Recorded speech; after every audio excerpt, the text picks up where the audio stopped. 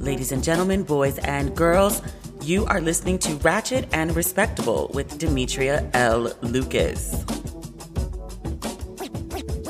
I'm super sorry about last week. I had planned to record an episode, perhaps a little ambitiously, to think that I could record an episode the day before I moved. I had everything lined up to do so, and Thursday morning I woke up and there was just a list of things that needed to be done, and I was just like, look, I gotta move. So I'm not sorry about taking a break, but I'm sorry I wasn't able to give you a proper heads up on that. Thank you for understanding.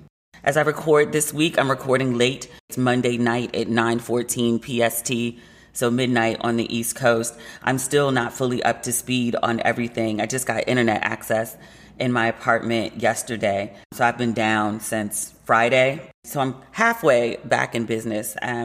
This move is, I'll tell you about it when everything's resolved, but it hasn't gone so well.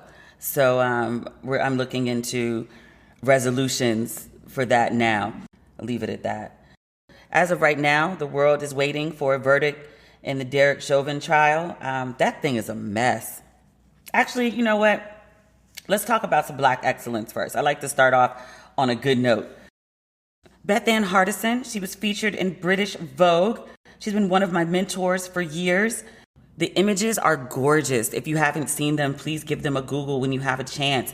And the story is written by another mentor of mine, Joan Morgan. Joan Morgan could just write her ass off. She can write anything. I had the privilege of editing her once when I was at Essence. Someday I'll have Joan on and let her tell that story. But you have to see these images. It's Bethann Hardison. She is in head-to-toe Gucci. She looks absolutely amazing. Every bit of a model. And this is not the first time she's received her flowers. She was on the cover of Vogue, I want to say either 2020 or 2019. I can picture the black and white image in my head, but I just don't remember when. But this is just absolutely beautiful. And the article, it's just a testament to a life well lived. Naomi Campbell is quoted here. Bevy Smith is quoted here. And the quotes are basically the same. They're just fawning over Bethann Hardison, who they both refer to as the mother of the fashion industry. Do I want to tell you the story of how I met Bethann Hardison? I'll tell you, it was an embarrassing moment. I was drunk as shit at an Alice Smith concert, and it was me and Redacted, my ex-husband.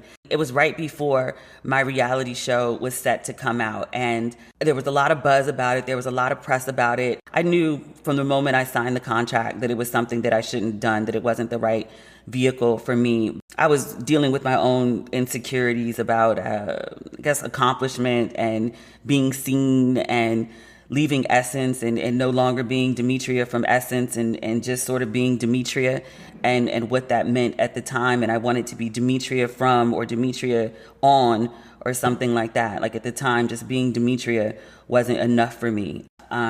So made a piss poor decision that over time, it took 7 years, has finally stopped with the reverberating negative aftershock. So I'm glad that part of my life is behind me. But I was at this concert. I was drunk as shit, like I was for like most of that time period. I had a glass of wine. Alice Smith is singing her whole ass off because that's what she does. She's like bite-sized, but she's got this big old voice. And Bethann Hardison, and she was with a gentleman. I think he's a music executive. I cannot picture his face and I don't remember his name, but I knew he was someone who everyone knows. So I'm drinking, I'm singing along at the top of my lungs, off key, because I can't hit not near one Alex Smith note. And I'm swigging this glass around and it splashes on Bethann Hardison. The first time it happened, I noticed and I apologized. I said, oh, I'm so sorry. And then I realized, like, oh shit, that's Bethann Hardison. You know, I go back to being my drunken self and I splashed her again. And she turned around and she gave me, you know, the look your mama gives you in church, like that look of death. I don't know if you're sitting with the choir or something and you're acting up and you catch your mom's eye and you know that she will come embarrass you in front of the entire congregation. That was the look that Bethann Hardison gave me. And she turned around and she said something like, she didn't curse, like cut that out or pull it together or something like that. But it snapped me right out of my drunken revelry. And I had to pull myself together and I apologized profusely. And she said, it's fine, because she knew. And then she turned around and I put my glass down. I think I downed my drink. We all enjoyed the show. splash free. So maybe like 4 or 5 days after that, there was, I don't know, some rooftop event at some hotel. It was promoting some show. Oh, you know what it was? It was promoting, remember OWN had a reality series about 4 women. I can't remember the name of it, but it only ran, I think, for a season. But I was invited to that event, and it was like a who's who of like Black women in media and entertainment in New York.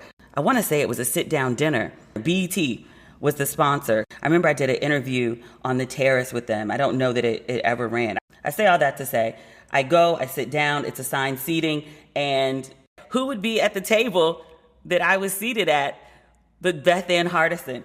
So I sat down and she says, "It's you." I was sober then. And I was like, hi, Bethann. And she was like, "Did you calm down from the other night?" And I was like, "I did." And she said, "Did you enjoy the show?" And I said, I did. And she said, I could tell. So then after that, every time we'd run into each other, always a kind word or a random aside. She started following me on Facebook. So sometimes, like, we'll be talking about whatever, and then Bethann Hardison pops onto my timeline. I'm just like, whose life am I living? The last time I saw her was at Leading Women Defined in 2020. Deborah Lee, who used to run BET for years and years and years, actually like decades and decades and decades. She does an annual event for Black women, and it was the first year that she'd done it out in California. And usually, like, there's always a schedule conflict when I get an invite to go. So that was like my first time. And this is before I moved to California. I was thinking about it. Actually, when I was out here for that event, I decided to stay over a couple days. And I was like, well, maybe LA, like, let me go look and see what the apartment situation is like. And I found the first place that I lived in when I got here. Remember the loft I used to talk about? My mountains. After that event is when I when I found a place and then decided to move. But Bethann Hardison was a speaker at the event. She and Iman interviewed each other. Iman, the supermodel, is one of her best friends. But after the event, and there was a whole throng of people, wanting to speak with her or take pictures with her. And she saw me, like, in the masses trying to get to her. So she, like, waved me over.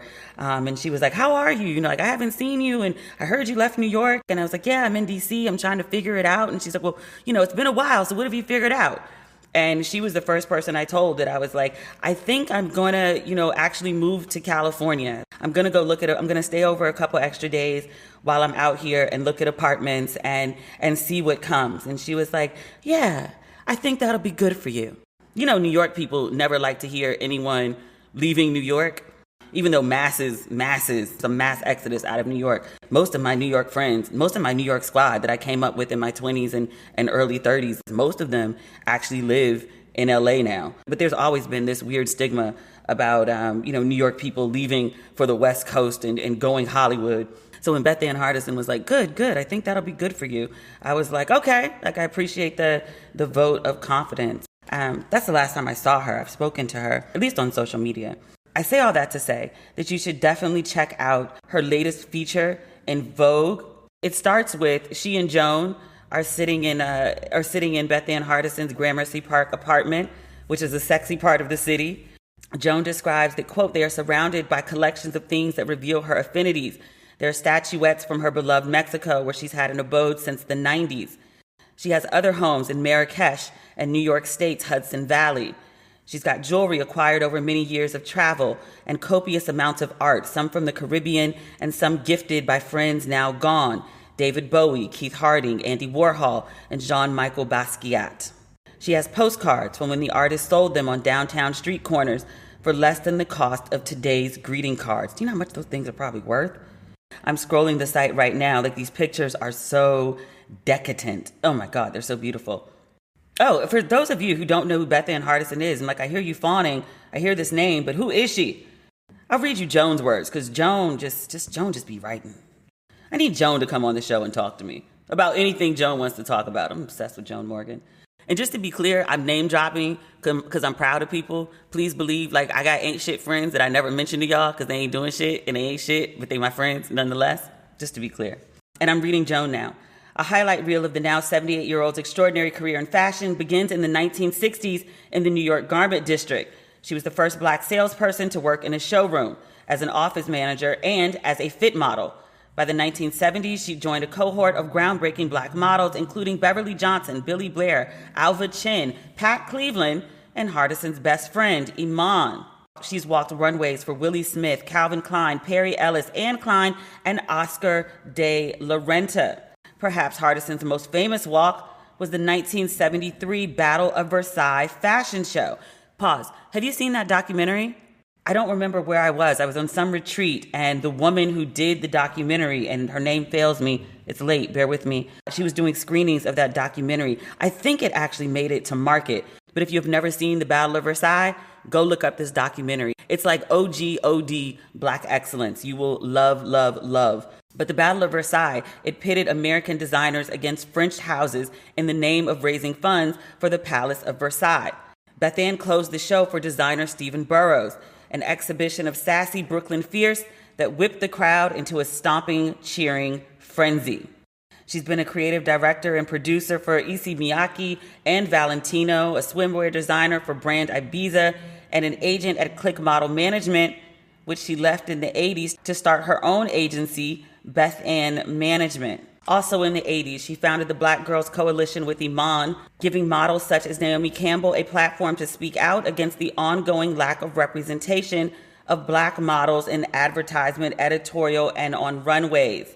In 2008, she joined forces. Do you remember Italian Vogue used to have a Black issue every year? She worked on that with the then editor-in-chief to create the iconic all-Black issue.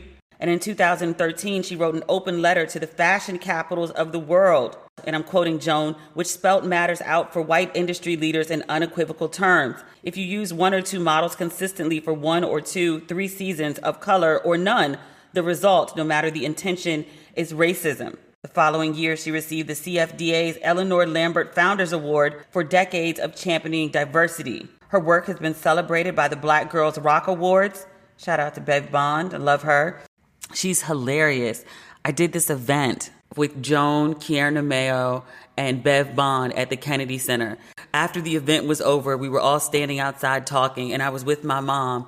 I don't know what made Kierna ask me something about LA. I just signed the lease on my first apartment out here, and I said, yeah, I'm moving to LA, and Bev Bond was like, what? No! And tried to jump on the elevator with me and my mom to try to talk me out of it.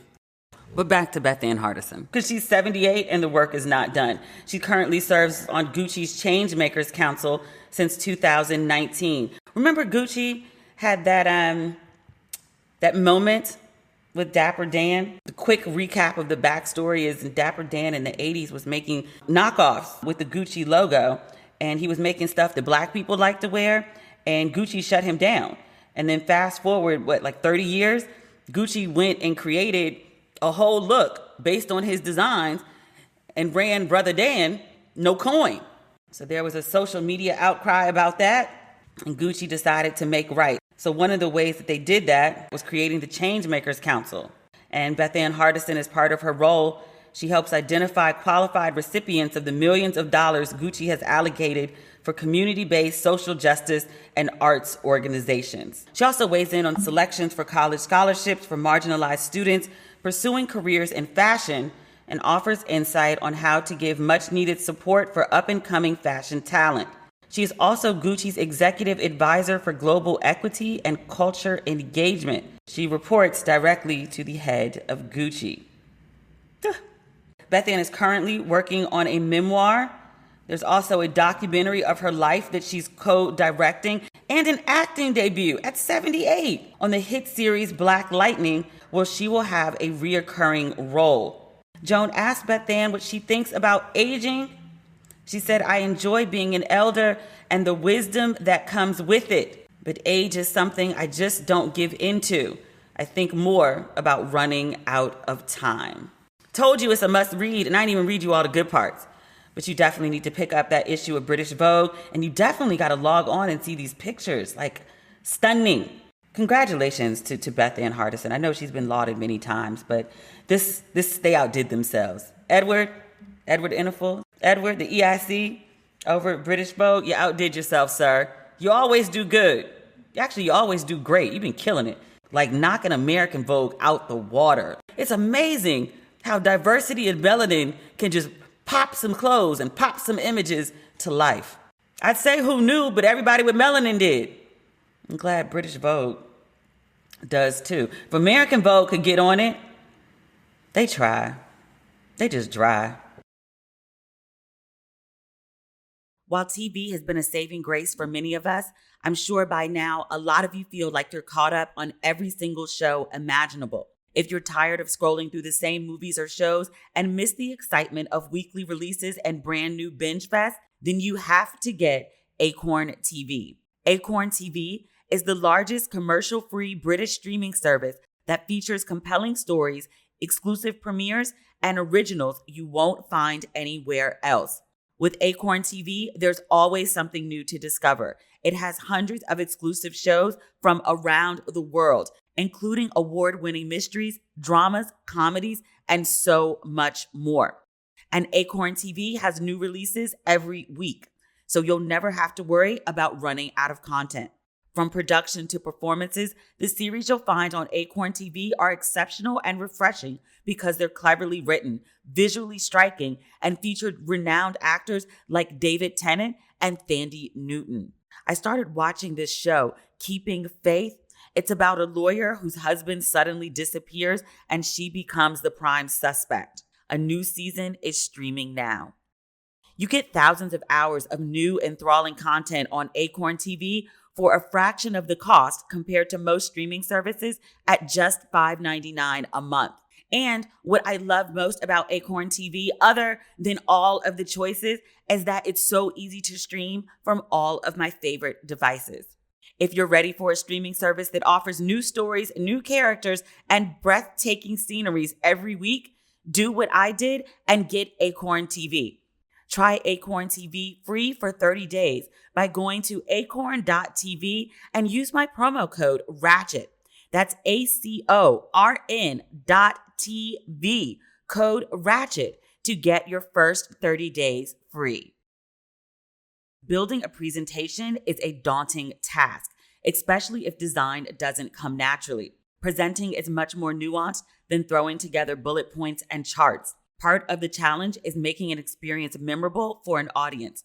So making presentations wasn't something I enjoyed or felt confident doing, especially because it's so time-consuming. But now that I have Canva Pro, creating and sharing presentations is easier than ever. Canva Pro is the easiest way to create presentations like a pro.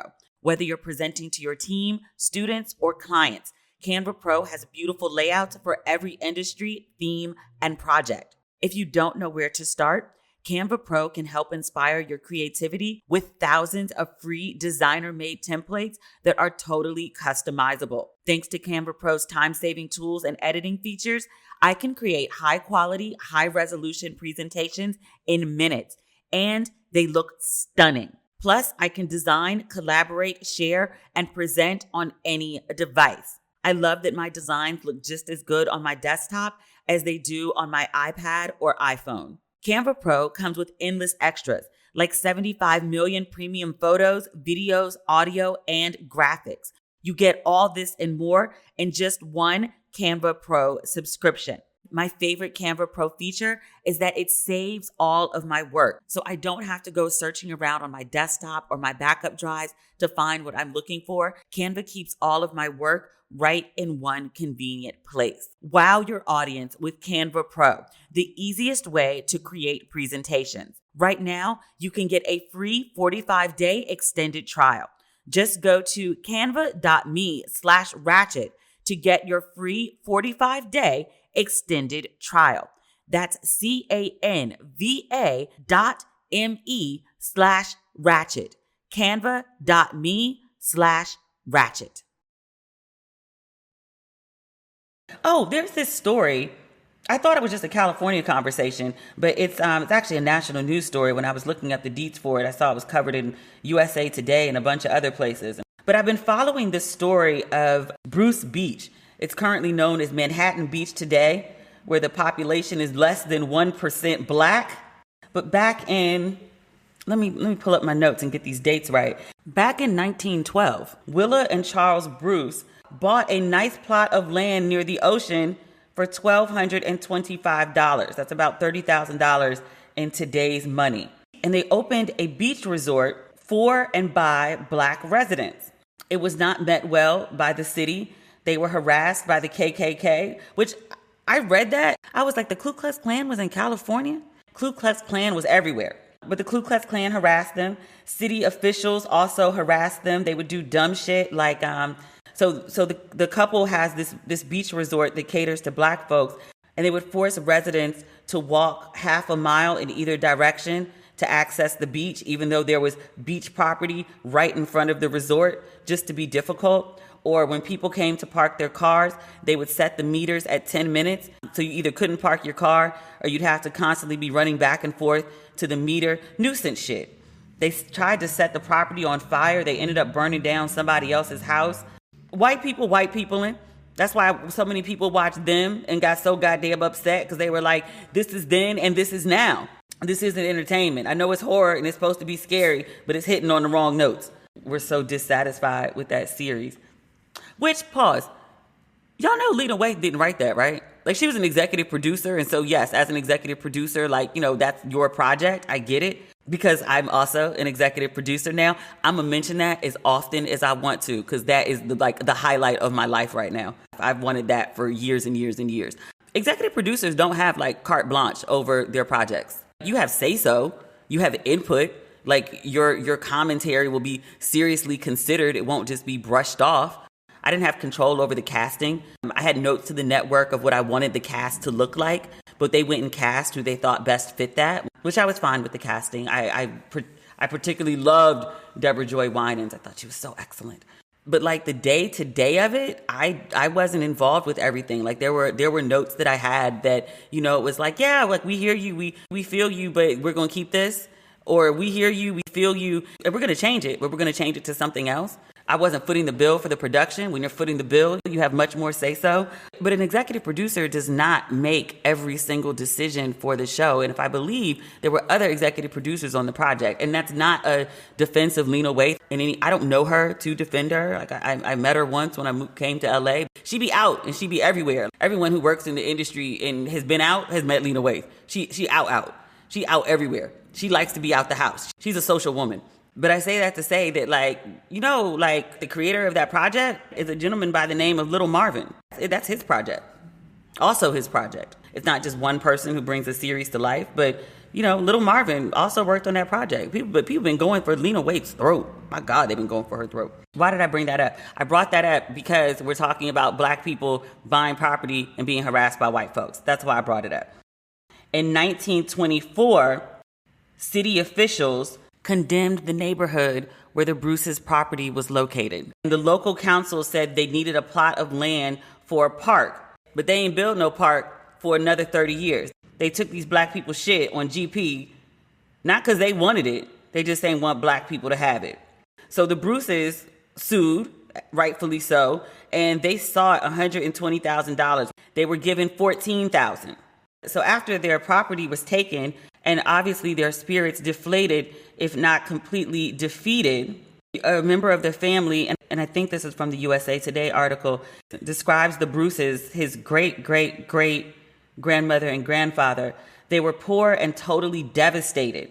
He said that they moved to the east side of LA and spent the rest of their lives working as cooks in other people's diners. Willa died 5 years after the property was taken. So the Bruce family, of which there are many, there was a beautiful family reunion photo. There's a bunch of Bruces. They have been diligently suing to get this property back. And the reason I'm talking about this story now is it looks like these Black folks are about to give their property back. State Senator Stephen Bradford, he's Black, in case you were wondering, he introduced legislation recently that would enable the transfer of ownership from Manhattan Beach back to the Bruce family. And apparently this property is worth a good $75 million now. So I hope these Black folks get their money. It has not been an easy process. There are legislators like Bradford who are working to get these Black folks their rightful property and their rightful coin. But earlier this month, the Manhattan Beach City Council, the same city council that took the land 100 years ago, they acknowledged that the land was wrongfully taken, but they voted to oppose an apology to the Bruce family because they think that it would make the city liable for future lawsuits. There's also an anonymous group of residents, and they're white because the city is 99% white. They've run a full-page ad in a local paper arguing that, quote, a woke mob has exaggerated the history of racism at Bruce's Beach, and they also urge the council not to apologize. Janice Hahn, she is not black, but she is an ally. She is a member of the Los Angeles County Board of Supervisors, and she said it is the county's intention to return this property to the family. So it's got good momentum, and I hope that it works out well for the Bruce family. Run them folks they money. Run them folks they rightful coin.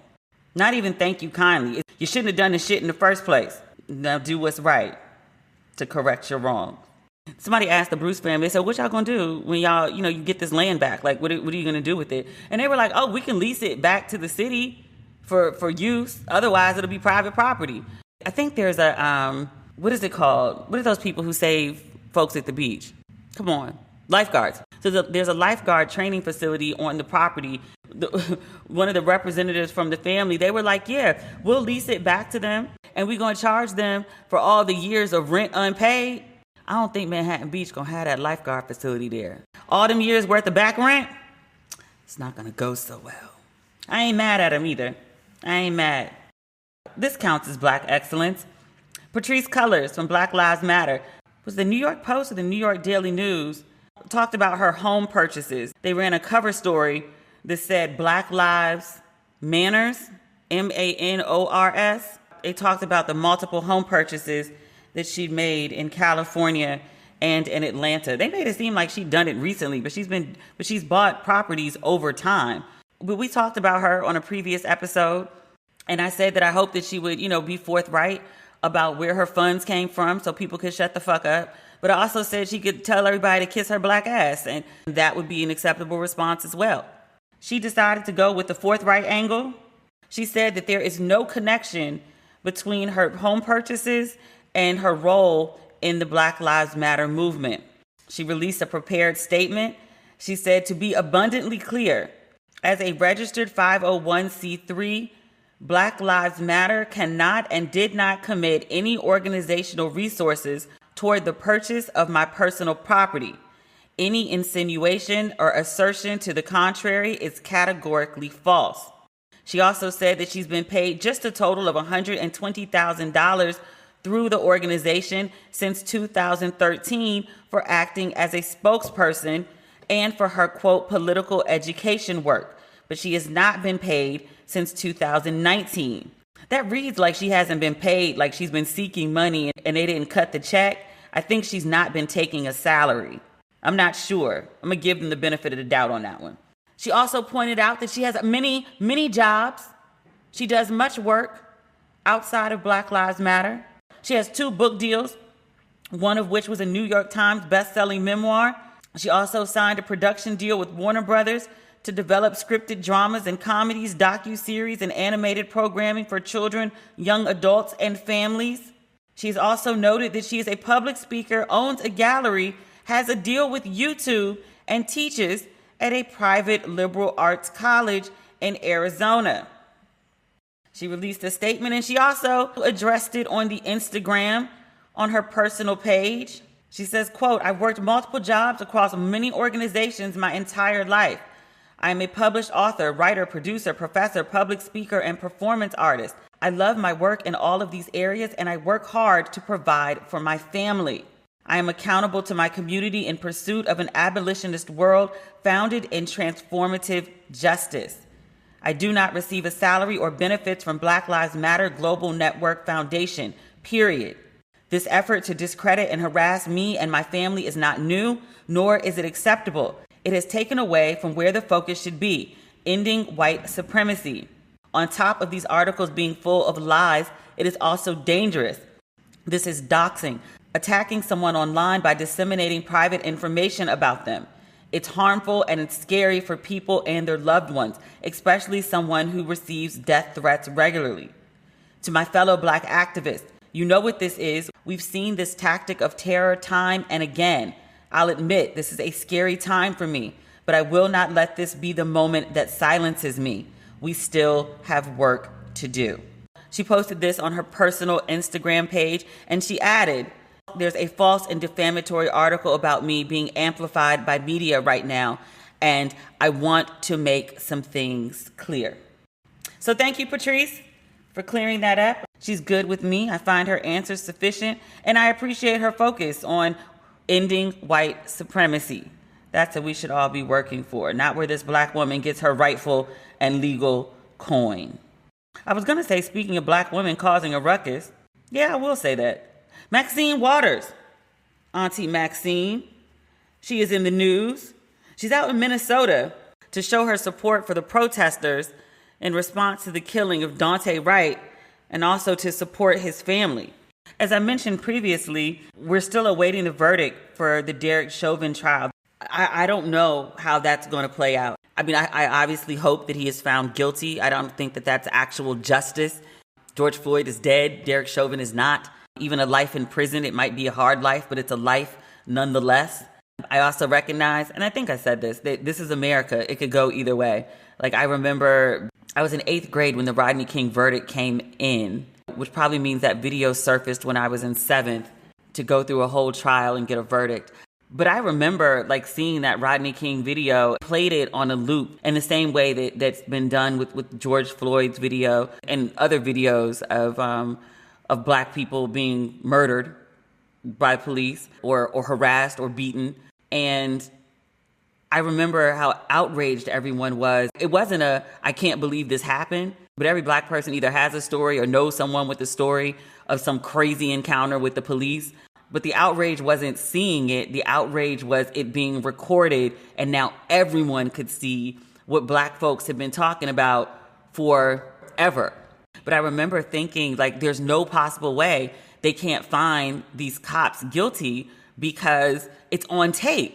Like, there's video. Like, you can't deny it. Like, you can see it. Like, it's grainy, but you can see that they're beating the shit out of him, and he's on the ground. He's not fighting back. Like, they beat the shit out of him. He can't. He's not able. We know how that verdict turned out. Like, they found him not guilty, and Los Angeles went up in flames, which, you know, it is what it is. You don't care about our black ass lives, but you want us to care about your property? In what world? In what world? But Auntie Maxine is in Minnesota, and she said about what I just did. She called for protesters in Minnesota. Who knew that Minnesota was going to be like the hotbed of, I don't know, racial justice, civil rights, black anger, rightful black anger? But Auntie Maxine on Saturday night, she called for protesters to stay on the street and get more confrontational. She has been largely derided for those comments. People saying that she's inciting a riot or she's encouraging violence. I don't think that's what she said, because the quote is, stay on the street. It's protest. They out there already.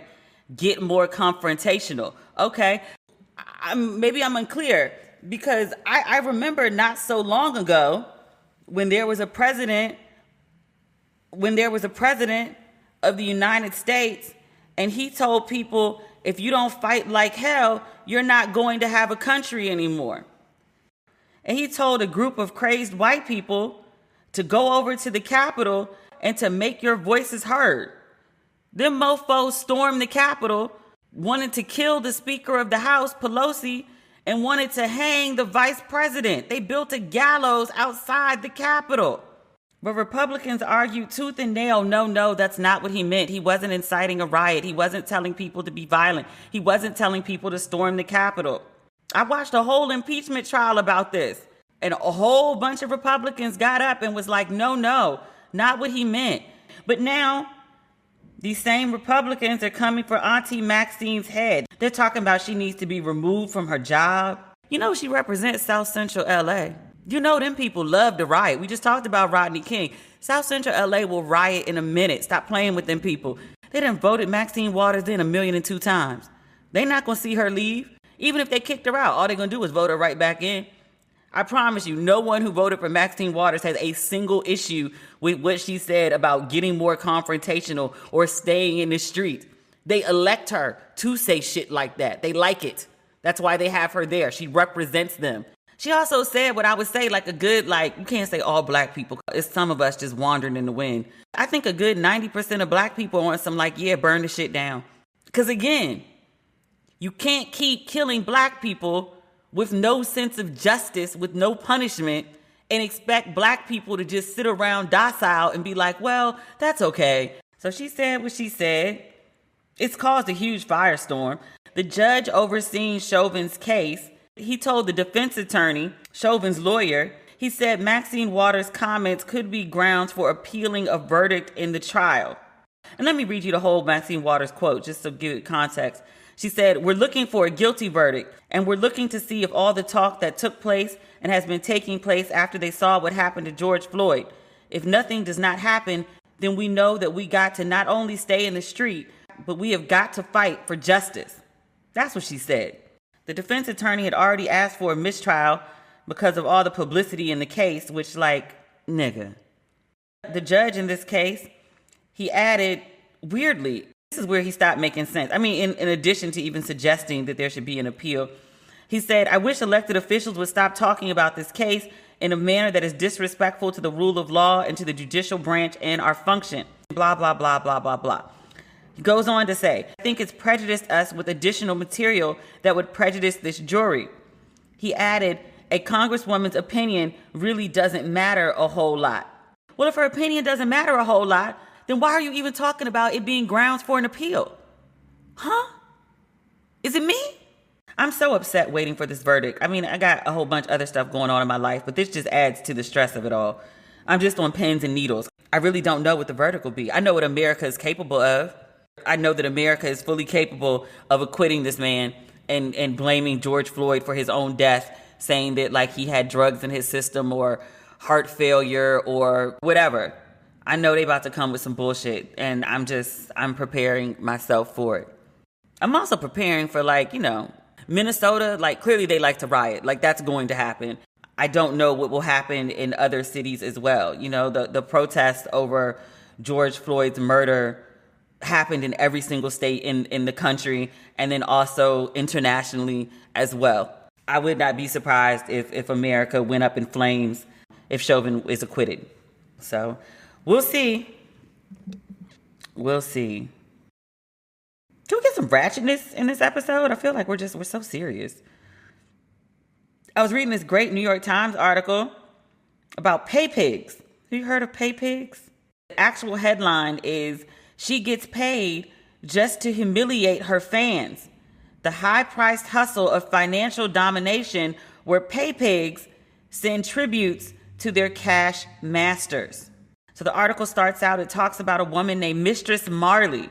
She's a professional dominatrix from Harlem, and she's in Tulum, where she's rented a 4-bedroom villa with some of her friends. Whenever Mistress Marley wants money, she would set up her iPhone, and she would set up her iPhone, and she would command her online suitors to pay her. She tweeted, Tulum has been amazing thus far. Keep funding my trip. And then she dropped her Cash App and a 15-second video showing off her curvaceous bikini body. Soon, the money began to flow. One of the gentlemen, he sent $500. He says, please take all of my money for your trip. I don't deserve it. The New York Times verified these screenshots. Another man sent $250. Another man, he sent $400. He said, I do anything to be owned by you. Y'all, what is this? I've been living life wrong. I'm about to take some of this money. I've got braces now. I'm about to take some money. I'm going to go get me a BBL. I'm joking. I'm not. But I've been living life wrong. There are people out here who are just telling people, send me money. And people actually send it? I could have had a whole different kind of hustle. I'm out here trying to be respectable. I could have been ratchet. These girls is racking up. The New York Times says, quote, welcome to the lucrative world of financial domination, a form of BDSM that has flourished during the pandemic when many sex workers and their customers have migrated online because of social distancing precautions. The concept is simple, even if the allure is not immediately self-evident. FinSubs, short for financial submissives, send monetary tributes to a financial dominatrix in exchange for being humiliated and degraded. Look, I got a mouth on me. I can tell people they ain't shit if they gonna send me $500 in exchange. I know I'm a life coach. I'm supposed to be, like being my best and better self. But if all I gotta do is be like, fuck you, you suck, and you send me $500, I could change careers. Shit, you can too. Mistress Marley says that she loves her job. Of course you do. I love waking up every day realizing that submissive men pay all my bills and I don't have to spend a dime. This is the job as she describes it. Trysts take place mostly online. The humiliation could be as fleeting as a few moments or persist for hours during so-called draining sessions when the dominatrix hurls a barrage of insults and demands that ends only when a monetary cap is reached or a FinSub's bank account hits zero, whichever comes first. In its purest form, financial domination is not transactional. I'm quoting from the Times, just to be clear. Sending money is the kink, and FinSubs offer tributes without expecting anything in return. The arousal is in the act. Why don't I know people that just want to send me money as their kink? I want to know these kinds of people. I'm doing something wrong with my life. Mistress Marley says that she has made up to $5,000 a week as a financial dominatrix or FinDom. She provided the Times with screenshots of financial transactions. Man, this lady got a master's degree.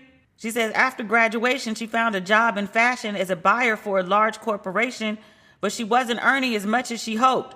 She found out about women who can make a few thousand a month, so she decided she'd try it. By her second year, she was making $2,500 a week.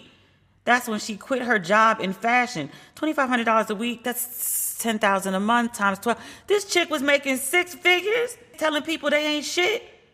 Are you serious? As her following grew, she became bolder.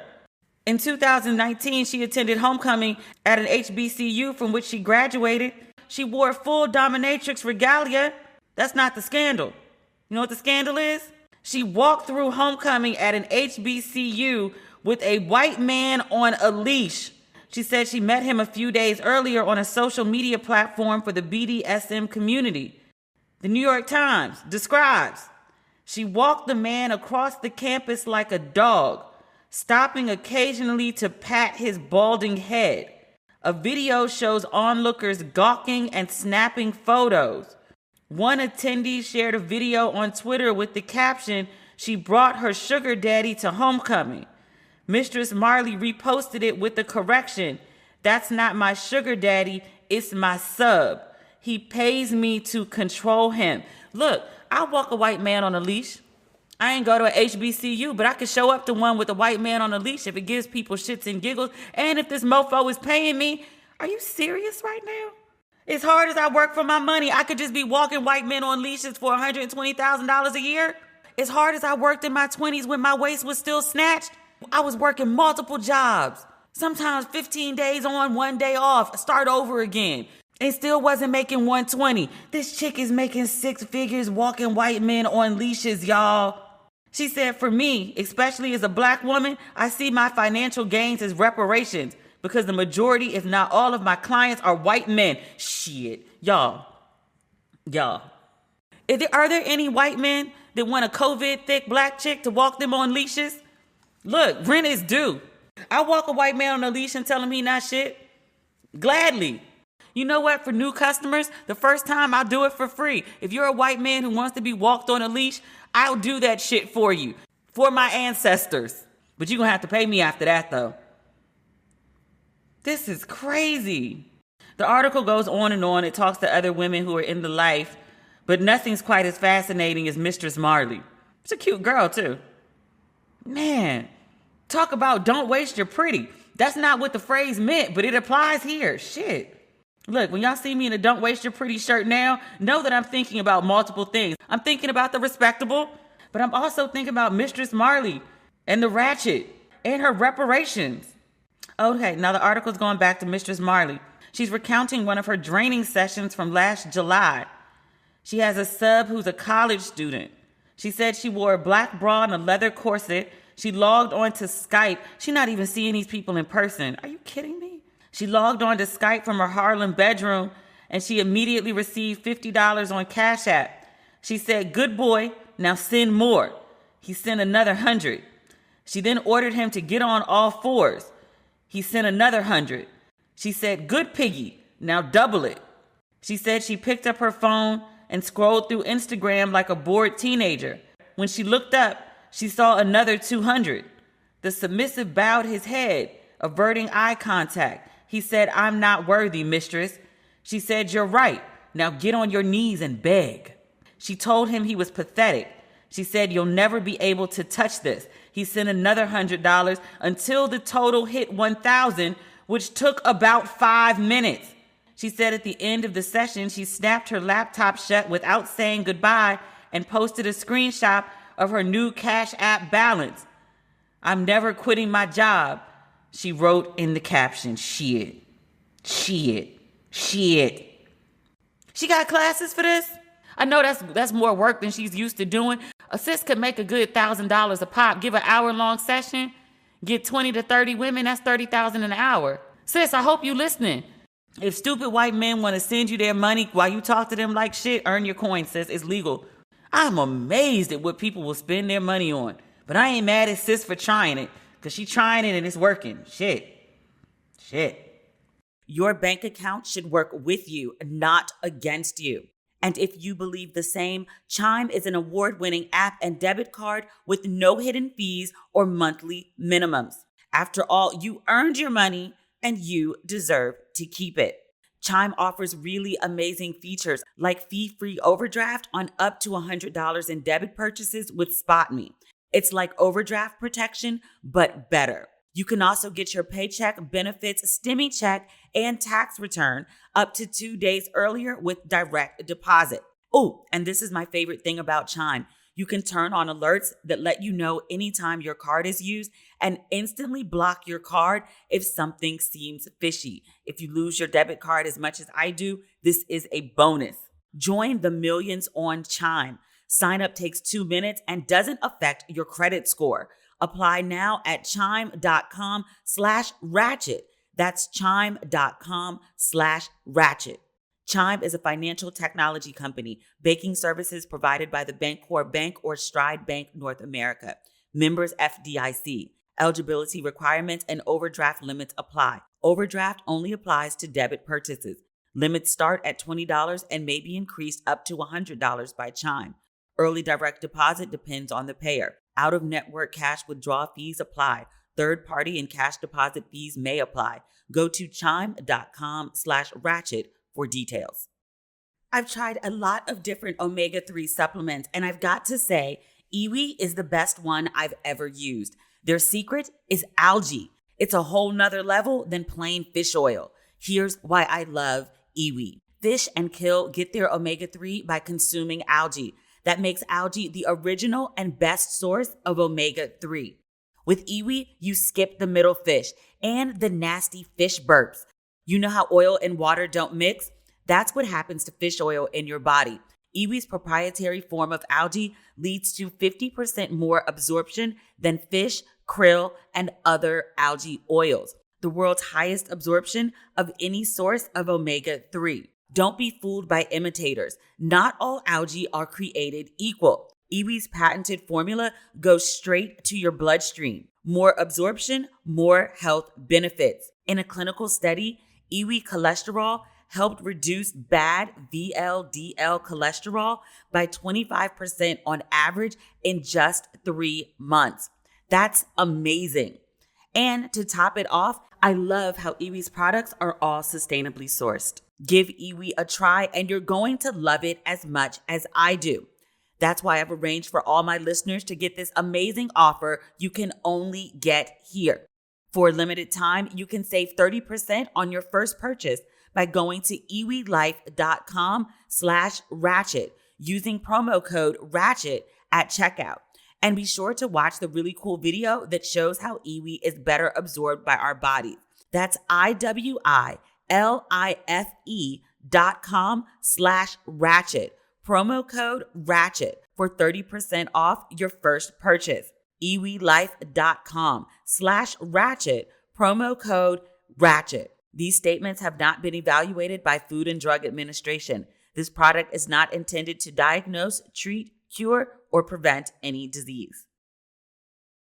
In other news, remember last episode we talked about Kid Cudi on Saturday Night Live, and he wore that floral dress in homage to Kurt Cobain, but also to promote his new collaboration with what is it called? Off-White. The dress is part of the collaboration, so that performance was promo.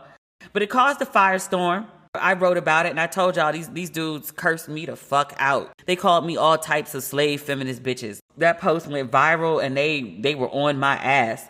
But I reached out to my friend David Johns. He's the executive director of the National Black Justice Coalition.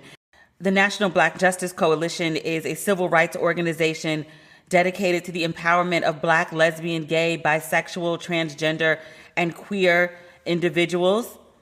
But he spends a great deal of time speaking about issues around gender and sexuality and same-sex loving, and how those issues exist on their own and how they also conflate with one another. So I wanted to have him come on the show to talk about men and why they so damn mad about this man in a dress. Like, what is the underlying issue here? Like, I know y'all not mad about a bunch of cotton sewed together. What does this cotton represent? What does it mean to you? And why is it such a threat? David and I did this interview before I moved, and I'd hoped that it could have run last Friday, but I just couldn't pull it together to record the podcast last Thursday. I'm glad that I can share it with you today. So ladies and gentlemen, boys and girls, please welcome my dear friend David Johns to Ratchet and Respectable. So wonderful to have you on Ratchet and Respectable. This has been a long time coming.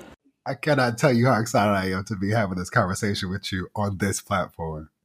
I also need to tell you that, like, as a long-term friend, as a fan and supporter of your work in the fight for justice and, just Black people being seen, acknowledged, and allowed to live, the basics, I just want you to know that, like, right now, in this moment, like, I know what you go through. I didn't realize how bad it was. And I really just want to, like, thank you for having, like, the fortitude, getting up every day to do what is sometimes just a thankless and punishing job. I received that. I appreciate you. I have been a longtime fan and admirer of the ways in which you have lived your human experience and offered it up for public consumption. I want to thank you for that. I also thank you for seeing the way that I show up in the world, trying to hold, create, make space as a teacher and speaker and writer for the beautiful diversity that has always existed in our community, to allow us all to be free, like free with a capital F. I asked you to come on the show because I wanted to discuss the visceral rage in response to Kid Cudi on Saturday Night Live, and just having, like, the audacity to show up in a dress that he felt like wearing. He wanted to pay homage to Kurt Cobain. Right. He puts on this floral dress.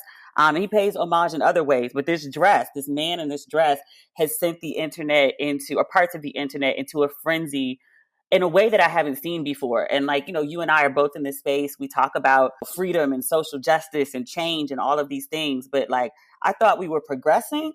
And I almost think we might have gone back a few steps over time. I struggle with all of that. And the thing that I literally had a dinner conversation, COVID appropriately, yesterday with a friend. And we devoted, like, literal time and energy to trying to wrap our heads around the question of, why do so many people care? Like, care to the point of having visceral public responses that are mired in what to me feels like things that we should be beyond. And I am fascinated by it all, to say the least. Because I feel like at one point we'd evolved to the point where it was like, okay, you see something you wouldn't do, something you didn't like, and we just sort of, like, got it down to, fuck that, I ain't doing that. But, like, now it's just like the comments, like the destruction of Black men, the agenda to destroy the Black family, like the harm to children. And I was like, really? Over a dress? Right. What is this about? I stepped back from all of that. I processed first that Kurt Cobain himself, who Kid Cudi has a tattoo of on his body, has said, quote, wearing a dress shows I can be as feminine as I want. I'm a heterosexual, big deal. But if I was a homosexual, it wouldn't matter either. Like, that's what Kurt Cobain is saying. And it's an acknowledgement to me of, one, gender being a social construct, something that was introduced by people so that men who define themselves in a particular way, and that's changed over time, and we can debate that later, could sit in positions of authority and have power over women. That's what that's about. So that's one part of the conversation. And then the second part is the presentation of dress. And so I stepped away again from, what it means for a rapper to be in a dress that, side note, are asterisks. Like, I didn't really care for the dress. He didn't look that comfortable to be in a dress. I had some questions about the accessories. We're like, we can't even get into that because, folks are having a visceral response. But then I thought about three things related to fashion. One is, for everybody who gets into this like pseudo Pan-Africanist bullshit, tribal leaders of tribes throughout the continent of Africa wore and some wear things that we would define based on our narrow, binaristic, Eurocentric, American ways of thinking about things as skirts or dresses. It has nothing to do with their leadership or their position within their tribe. It has nothing to do with their masculinity. It has really nothing to do with their role, which is what some of this devolves to when folks get in this, like, this is a threat to my masculinity bag.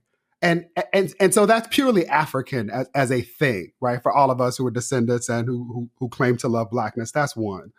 The second thing is that the distinction of men wearing trousers and women wearing dresses is a fairly recent, and I hope short-lived, phenomenon. 12th century Europe, around AD 800, Charlemagne, not the god, but Charlemagne, the first Christian king of unified Europe, introduced gendered fashion. And the binary was around that, like, men who were soldiers dressed differently than men who had jobs. It wasn't about men and women at that point. Fast forward to 19th century, when men start incorporating skirts and stockings in the French Revolution. The fashion demarcations was about status. It was about, if you had a job and you were working, you wore trousers because it provided your body protection. If you had money, you weren't in these streets working. And so you wore skirts and tights and things that look a whole lot like jeggings.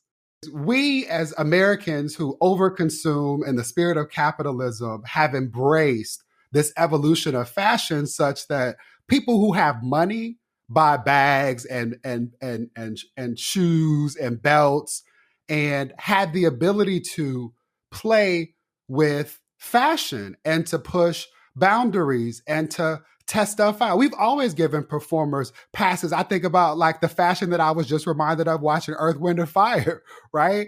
At my core, the thing that I struggle with like my brothers who like purport to be righteous about this bullshit is that we should celebrate every time a Black person gets to do anything that allows them to push boundaries, to test limits, to express themselves in ways that are not constrained by white supremacy, by Eurocentric ways of being and thinking and doing. And in these moments where we have opportunities to celebrate folks, Montero Lamar Hill, aka Lil Nas X, Kid Cudi, Zaya Wade, Big Frida, instead of celebrating and protecting them so that they can continue to do more, so that there's more space for more of us to do things that are otherwise thought of as queer or not socially acceptable, whatever the fuck that means, people retrench and double down on the ignorant shit. And that part is what incenses me the most. So I think that the idea of the shift is what is right. causing such a rage. Like, there's a deep-seated fear of men and whatever this traditional masculinity, this definition of masculinity there's a fear that it's ending, and I see them clinging to it. And I also realize that when I use this language, I also sound like the way we talk about white folks and their privileges and their racism, and we're just like, they're gonna die out at some point. Like, this is the last days, this is their last stand. A lot of people just don't seem, especially the men who are so upset. It's like you're pushing against white folks for change, and then you're also pushing against other people not to change. Yeah, this is why my friend Cece would say that all of us need white supremacy rehab. It's the failure to acknowledge that you have imbibed, you have drank the Kool-Aid, you are doing that which you purport to want to get away from. And I think what I would say, having, taken a breath literally and figuratively to my brothers who are struggling with this, is that's just not how it works, bruh. Like, you can do a number of things, including accept this as an opportunity to think more critically about what your relationship to your masculine identity is, means, looks, and feels like, and really for you, but in relation to other men as well. You could ignore all of that and say, fuck it, I'm not going to do that, and accept that in other spaces in the world right now, men wear things that look like skirts and still get to feel like men in, quote, traditional senses of masculine responsibilities. I'm even struggling with these terms because they don't feel native, because they're not natural. They've been designed, and it's a fairly recent invention. And so for folks who are like, what the hell is he talking about? Right now in Fiji, men wear sullies. In Indonesia, men wear sarongs.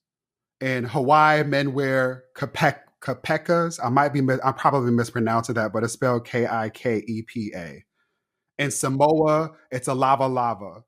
And most often, we celebrate that, like, folks connected to Celtic and Celtic heritage wear kilts. And they still are men. And whatever that means to y'all who need to have that term and cling to it for dear life. So I want us to all be equipped with a little bit more information so we can interrogate the things that we feel like we need to hold on to. And I want brothers to not feel like they have to have their guards up and fight to protect this socially constructed idea that should not be threatened by another man deciding to wear a dress. So in listening to the guys, there's a consistent thread about there being like an agenda against masculinity or an agenda against toxic masculinity. And in a sense, I think there is. I think all the people who have suffered under toxic masculinity, not all, because a lot of people who have suffered under toxic masculinity, including men, which all of them don't recognize. But I think there is definitely an agenda to push against it. How do we get guys on board with change, or is this just a futile concept? I don't think it's a futile concept. And I think that the direct answer to your question of how we get brothers on board for change is slowly. To be clear and transparent, slow and gradual, persistent attempts to chip away and challenge this over time. And that's where we have been, and that's where Kid Cudi invited us to be at present. I really struggle as a lover of words, somebody who believes that there's power in precision. I'm a student of Aunt Iyanla, where you got to name a thing, beloved. And the newness around, like, even wanting to, like, coddle brothers and say toxic masculinity doesn't allow us to get to the root cause, that it is masculinity in and of itself that is toxic. It is the righteous indignation that says that your male identity allows you to say what another brother can and cannot do with cloth on his body that is toxic. It is the masculine assumption that other people, women, men, other people exist for your pleasure, such that you feel entitled to information or access to them when it is convenient to you. It is the righteous indignation that that Black trans women are entitled to disclose their identity to people who pursue them and then persecute them when acknowledged for doing so publicly, that is the fucking problem. And the agenda, to be clear, is to destroy it, not to destroy you, brother, not to destroy you. I want to be clear that the agenda, and this is the part that I struggle with, is one that has been carried by so many Black men. When Kanye West showed up on the scene, I'm talking about pre-Kardashian Kanye, pre this new stuff. When Kanye West showed up on the scene in cardigans and backpacks, he was attacking masculinity in the way that it had been constructed by hypermasculine thugs who drew all of their power from money, cash, and hoes. That, yeah, I was going to say that too. And at the same time, then trying to, push other men out of the space of being able to occupy maleness by making them more effeminate or feminizing them. Or all of the things that I've been reminded of listening to DMX over the last, last day, right? So I just want us to realize that like none of this is new, and we should be better. We should want better for ourselves, for our children, who shouldn't have to grapple with this simple shit. And I hope that if nothing else, my brothers hear my heart when I say this is not about attacking you. And it is about the things that should allow you to also be free. One of my brothers posted on under my caption today that his issue, and he's a father of two beautiful girls, married to a beautiful Black woman. He grew up in the Caribbean. He's Black. They are Black. Their family is Black. And he just talks about wanting to be free. So my boy Cooper says, forever I have been inclined to wear long pleated skirts. Kilts are apt to the description, but I didn't want it to be cultural. I just wanted the freedom to wear a skirt. The agenda should be so that all of us can be free enough to just do the shit that we want to do. Here's one thing that that's sort of adjacent is that right now my nails are painted, right? Like they stay done for the most part. And I enjoy it. I won't say that it's easy. I now have a greater appreciation for not only the cost, the physical cost, but the time and labor that women often expend when doing things that are traditionally thought of as, and I'm doing air quotes because it's not really traditionally thought of as feminine. But I enjoy being able to express my mood and my passion and things that I appreciate in the world by having art on my fingers. And I don't understand why a brother who decides for himself that he doesn't want to do that would have an issue with it, especially when there are so many folks who will get a manicure and then have their nails buffed and or get clear polish. Like that, polish is polish, bro. I just want us to be, let's just name things as they are and make space for all of us to show up doing that which gives us joy. That's how Black folks get free. In the real world, because a lot of these conversations that I have online never ever come up in my life. And maybe this is just like me picking my circle, but even like, meeting random guys, the response to a lot of this stuff is like, I ain't doing it, but like, do you? It's not like all the phobias, it's not all the rage, it's whatever, but it's just like I see it come out online. And I'm just like, is some of this posturing for other men? What I think about are three things. One is the kind of brothers for whom they cling to this very white, very cis heteropatriarchal understanding of masculinity, in particular around like roles, and for whom respect is really important. I don't think they're engaging in this conversation, at least online. Which leads me to my second point, that a part of this has to be performative. I'm asking myself literally the kind of brother for whom they righteously believe that what Kid Cudi did is an affront to their masculinity, who then find themselves on your page and then think it appropriate to engage in what should otherwise be an exchange by offering up their trauma. And so then my last thing is that like, COVID is a bitch. And so maybe it's just that like, brothers are unable to be, thugs in ways that feel good to them regarding, again, the performance of masculinity of which all of this is. So they are now channeling this online.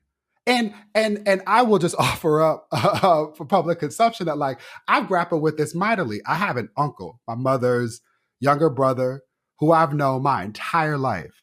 Like this man is in some of my earliest memories. He knows me.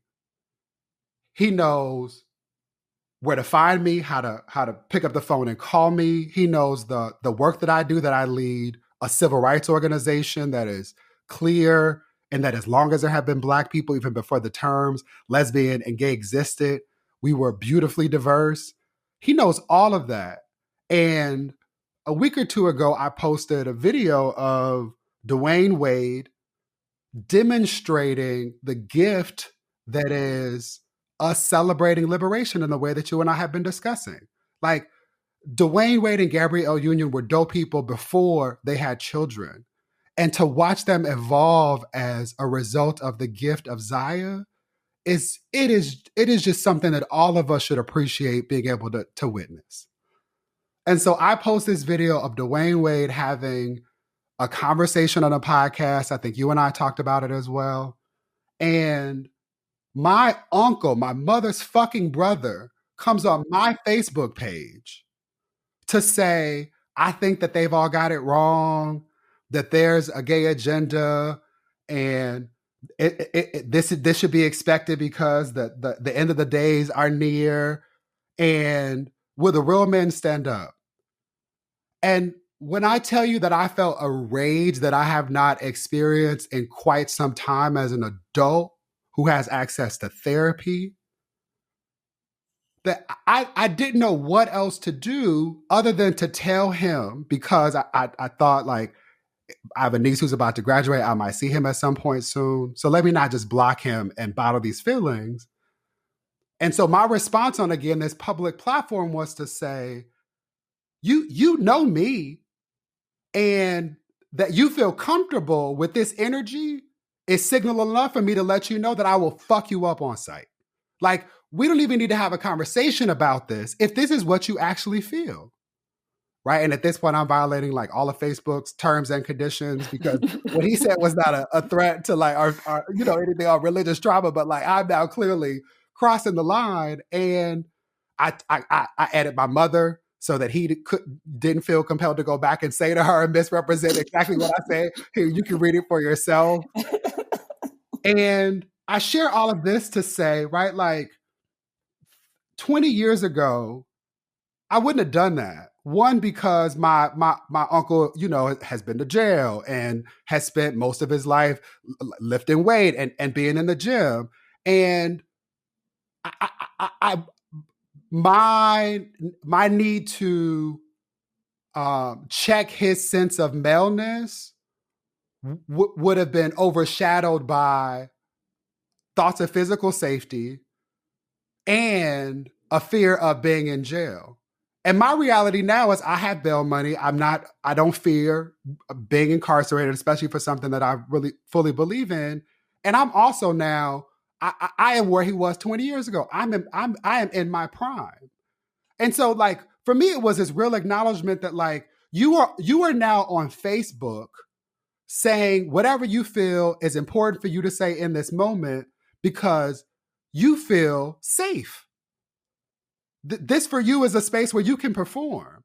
My reality now is, if I see you, I'm willing to risk jail time. And I know I shouldn't be saying this, given the fact that I lead a civil rights organization and I'm supposed to show up with like all of this righteous indignation. But I'm saying this because, like, there are people who look like me, who have uncles like him, who kill themselves because they don't believe it's possible to get to a space like this.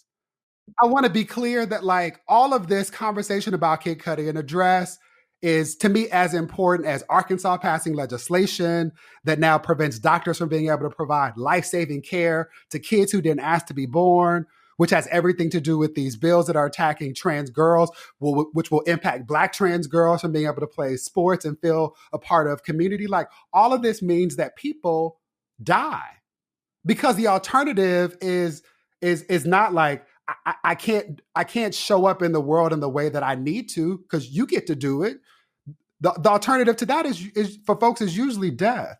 That was a really long ass story, but I hope that it responds to your thoughtful acknowledgement of this. For some people, might be performance. Well, let me say two things in response to that. One, I saw the exchange between you and your uncle. And Yeah, that that's was, what I to told me, her. that was like family business. And I was like, I don't know what's going on here. And if you got to beat his ass, well, then, I got five on it. I got five on there. I was thinking about how Little Nas X factors into this conversation because I know he's there, but I just didn't know quite where. But I think it's super important that you brought up that, like, seeing all these conversations, like, even if it's just a guy having a lash out moment on, or a woman, because there's women who said crazy things as well. But seeing people have like these lash out moments, I'm not affected by it. I'm kind of used to it at this point. Like, even if I acknowledge, like, it's a little more visceral and a little more ragey right now, it doesn't affect my day to day. But I also always think about, the 14-year-old Montero that Little Nas X makes this song to, his younger self, who sees these conversations about, like, what's appropriate, wearing a dress, or the attack on masculinity and feminizing men. And, it's just the worst thing ever for a man to be in a dress or not be like this hard, gray sweatpants, Tim's, DMX, really, kind of manhood is the only way to express. And I was like, I feel like that's who it really affects. Yeah, yeah. All of that, and with an asterisk, though, right? Because DMX could have very much done the Will Smith, Eddie Murphy, I'm going to wear a dress on screen, and then folks will give you a pass, right? Like Wesley Snipes. Like, there's always this asterisk that, again, we as a community acknowledge and then don't lean into in ways that allow us to be a bit more free. And I celebrate everything that Montero is doing now. My prayer is that he has people around him who are helping to shield him from some of this, because he's allowing folks to be freer. I have lots of questions about what this will do for possibly other artists. Some whom have dipped their different parts of their bodies at different parts of these waters. And I'm most excited for how kids are consuming this, both kids for whom the affirmation that there are different ways to show up in the world exists, and kids for whom it will allow them to be free from thinking that they have to show up in these problematic ways too.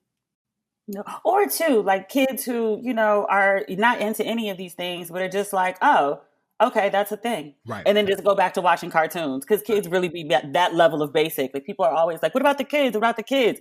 Like, if you tell them it's okay, then it's just okay. And that's that. Yeah. Yeah. Difference doesn't have to mean deficit.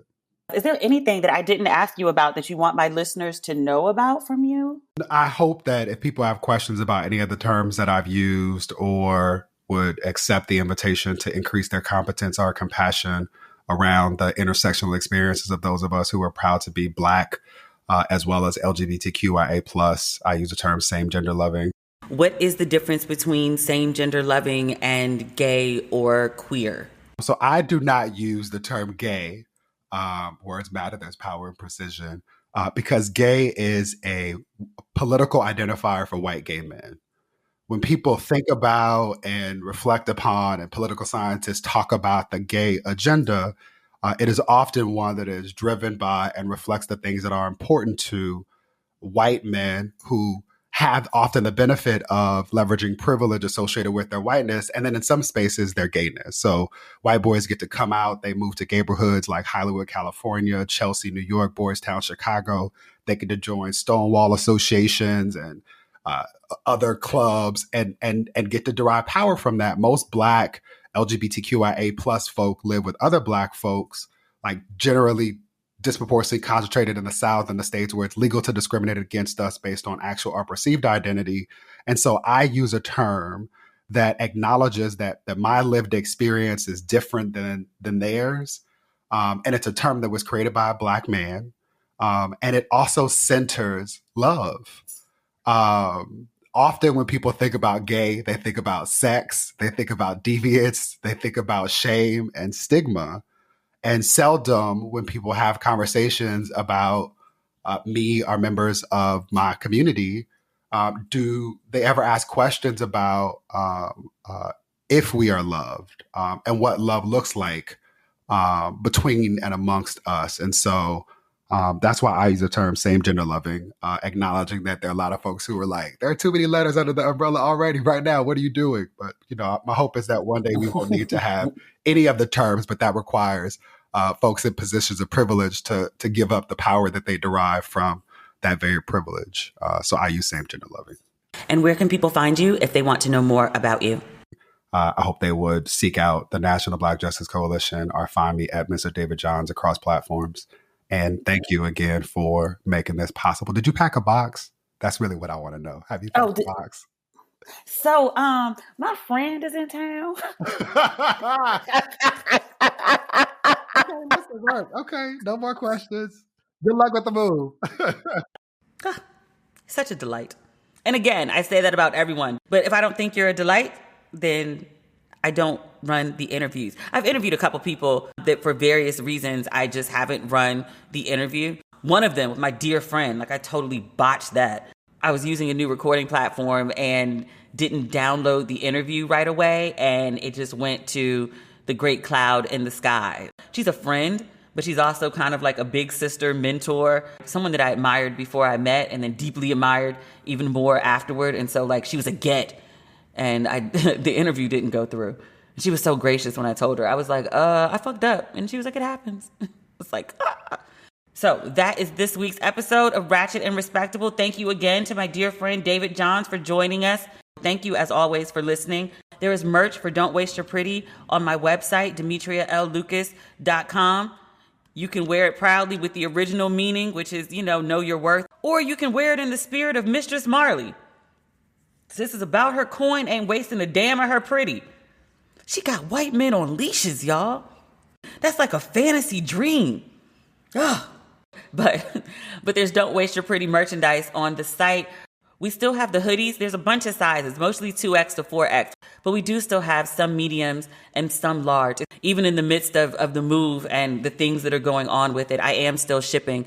So if you want your Don't Waste Your Pretty merchandise, the hoodies are on the site. They are currently 20% off, as well as t-shirts in white and gold and pink and red. And there's a little something extra coming with the Don't Waste Your Pretty tees. Many of you wrote in and was like, so Ratchet and Respectable had V's and I like to show my titties. Will we be able to show our titties for the Don't Waste Your Pretty too? Yes, just give me a second to get them up on the site. I'll announce a drop for the V's so that everyone can get a chance to get them. So that is everything. I'm sure there are things I'm leaving out. Oh, because I wanted to talk about Bobby Brown on Red Table, but I've only been able to read about it. I haven't had a chance to sit down and watch the interview yet. So we'll save that for next week. Okay? Okay. Enjoy your weekend. Bye.